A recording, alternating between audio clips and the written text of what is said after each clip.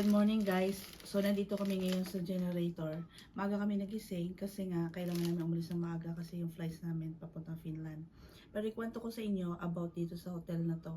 Maganda ang hotel na to kasi walkable siya sa mga tourist attractions. At lahat naman ng mga tao dito naglalakad talaga. Ang na-notice ko lang, yung toilet na yan, yung lights niya, sensor kasi siya. So namamatay siya pero seconds naman siya mag-iilaw. At kung minsan may ginagawa ka, bigla na lang siya mamamatay. But yun lang ang itong ilaw na to. At walang exhaust fan. Dito sa hotel na to, hindi ko lang alam sa iba, pero na-notice ko wala talaga silang mga outside ng mga aircon. Walang aircon kasi lahat ng mga museum, except doon sa Vasa Museum. Kasi ang Vasa Museum, mayroong boat doon na pinoproteksyonan. Kailangan daw naka-aircon siya.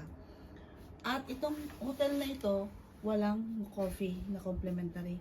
Wala kayong makikitang plancha. So kung gusto niyo mamalansya, doon kayo pumunta talaga doon sa baba sa laundry. At itong hotel na ito, kung gusto niyo guys na pag check-in nyo, magbabayad kayo ng morning nyo na breakfast, pwede rin kasi may 25% off daw sila kapag on the spot ka magpa-reserve ng breakfast ninyo.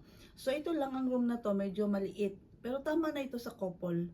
Pero hindi ko lang din alam kung may family kayo, okay na sa inyo to or acceptable na sa inyo to.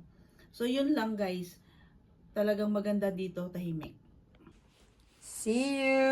See you Finland!